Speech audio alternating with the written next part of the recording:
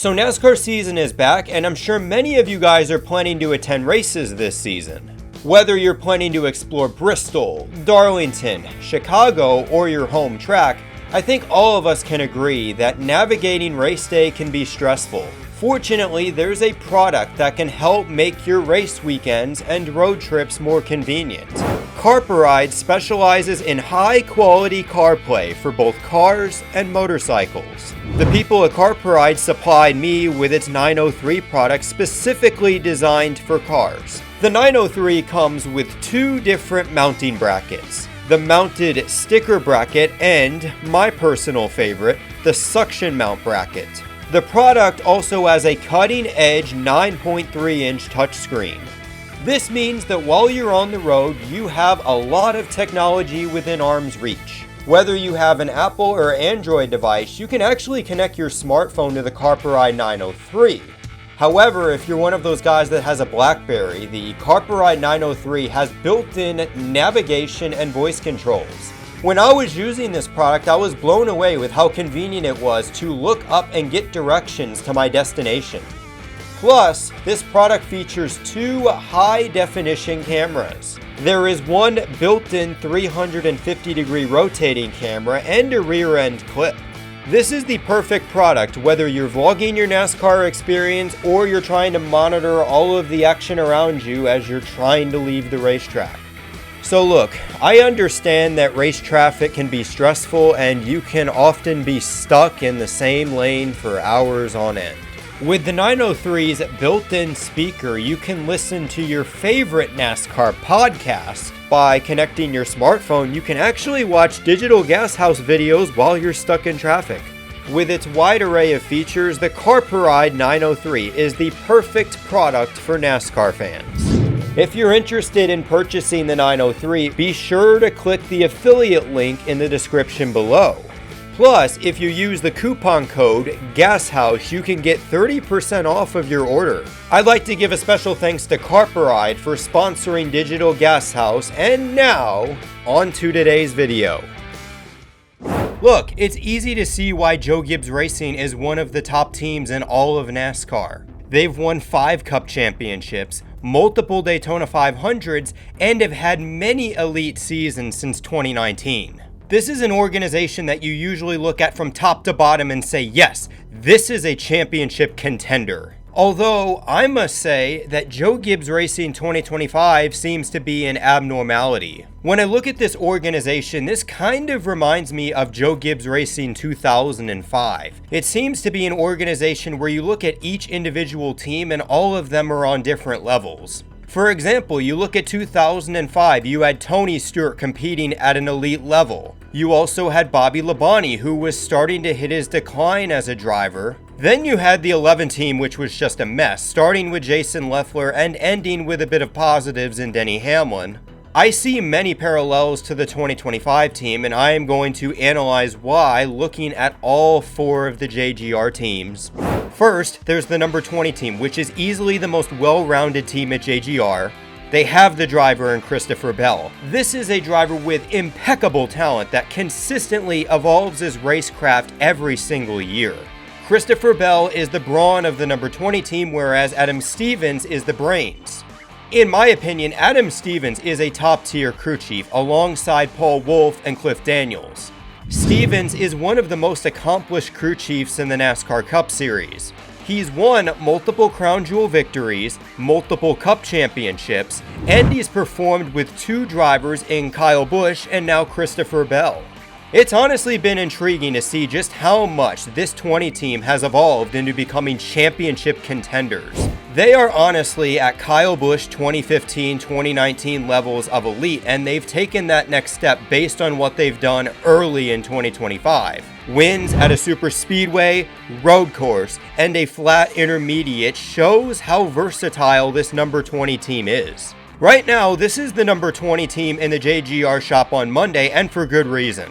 This team is seasoned enough to where you look at them and say they are going to be a serious threat in November.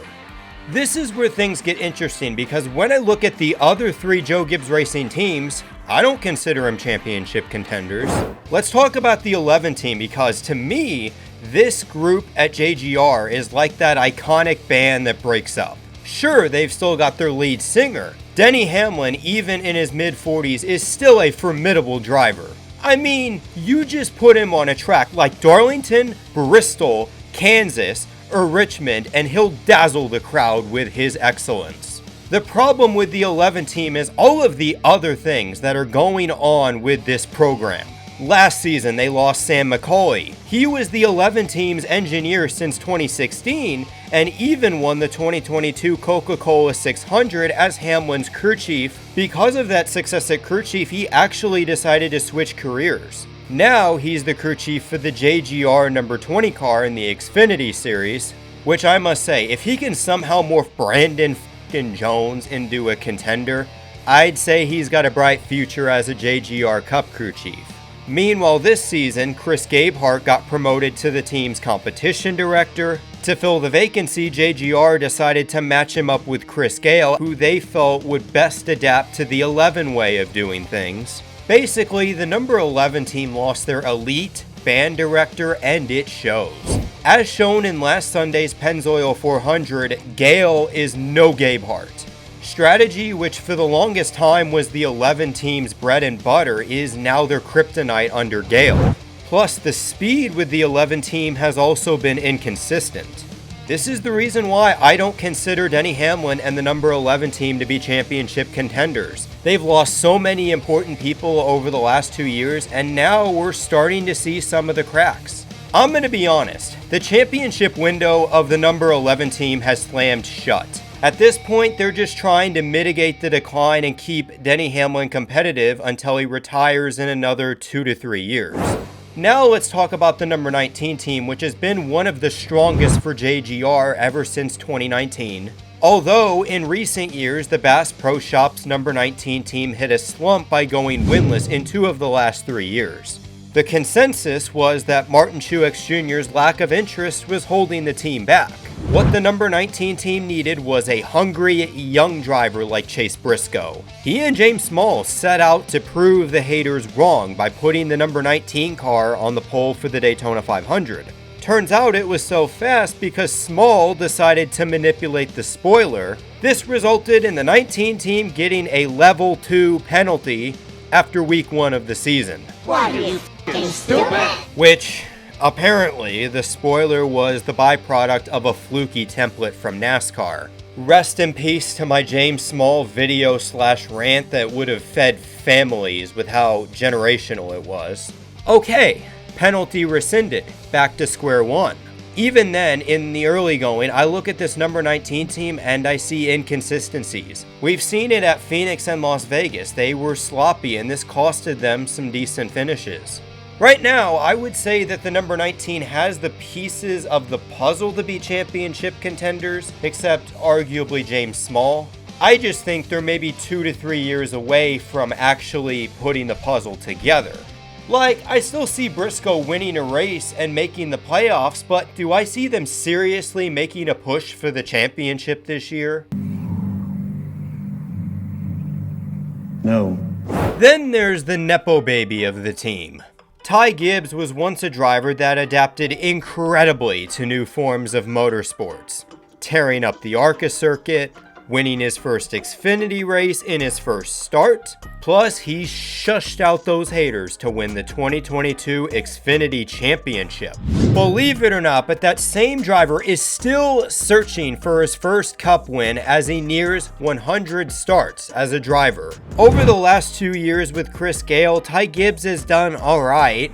He did show improvement in his sophomore season. However, his performance lately is making his grandfather sad. Dating back to last season, Ty Gibbs has been a backmarker. Now, we all knew coming into this year that it would be Ty and Cody Ware that would be battling to be the worst driver in the Cup Series. I just don't think anyone thought that it was going to be Ty Gibbs. Now, before we start jumping the gun and calling him Toyota's Austin Dillon, his struggles do make sense. This is JGR's weakest team. In recent years, the 1854 team has been decimated. It began in 2021 when Adam Stevens and Tyler Allen, a car chief at the time, went to the number 20 team. 1 year later, Joe Gibbs was broke and he couldn't pay Kyle Busch's salary. Within 2 years, this program lost an elite driver, an elite crew chief, and a solid car chief. They've been trying to put the puzzle pieces together ever since. Now, even with the struggles, I have to say that this iteration of the 54 team is rather promising. Tyler Allen has an incredible career at Joe Gibbs Racing. As a Cup Series car chief, he contributed to Kyle Busch's second championship. He was also a standout crew chief for JGR in the NASCAR Xfinity Series. Under his direction last season, the number 19 car won 8 races and made the Owners' Championship 4. In my opinion, with this 54 team, it's the classic, it's gonna get worse before it gets better. This is a still relatively inexperienced driver with a rookie crew chief.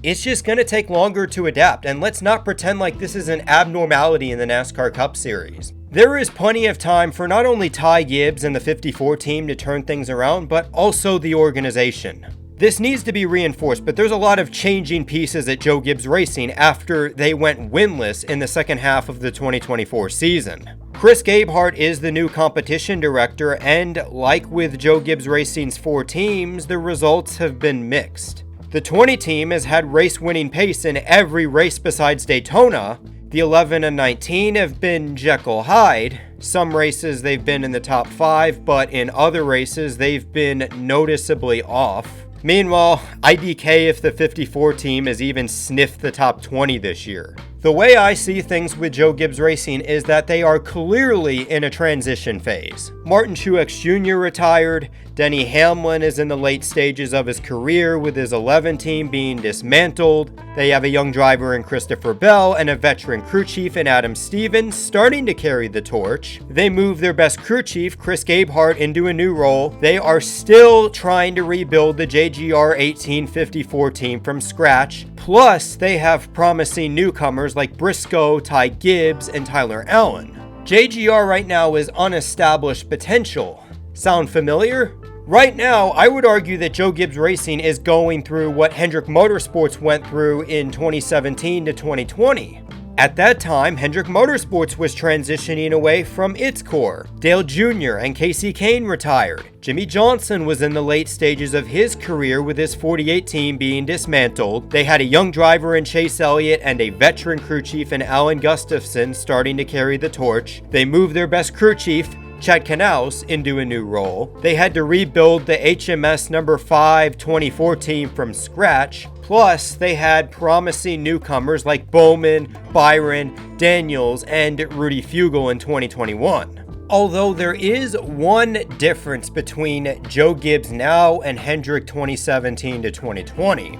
Hendrick Motorsports 2017 to 2020 was a full-on rebuild, especially considering that the passing of the torch was a bit sloppy because Johnson was starting to decline and Elliott really wasn't at that level to where he could be a championship contender. However, I consider this to be more of a retool for Joe Gibbs Racing. They have smoothly transitioned from Hamlin Truex to Christopher Bell. It is more than plausible that in 2025, Joe Gibbs Racing could have one of its worst seasons overall, but Christopher Bell still goes out there and wins the championship. You couldn't say that same thing about Hendrick Motorsports in 2018 and 2019. I still believe that Joe Gibbs Racing is playing their cards right. In the late 2020s, 2030s, they want to have a roster of 4 drivers and teams that are instantly championship contenders in every single season. However, in order to get there, they have to pay a price. That price is a good 1 to 2 years where JGR is retooling. Sure, they're still going to be championship contenders with Christopher Bell. However, they're also not going to be on the same levels as they were in 2015 and 2019. To me, that's something that JGR and NASCAR fans need to acknowledge, especially when assessing how this team performs for the rest of this season and possibly next year. So if you enjoyed that video, be sure to subscribe to Fuel Cell Full. Be sure to check out my second channel, NRF Productions, which is going to ramp up in content. And if you support the content, be sure to subscribe to the Digital Gas House Patreon. Other than that, this is Nathan for Digital Gas House. Life's a beach, and then you drive.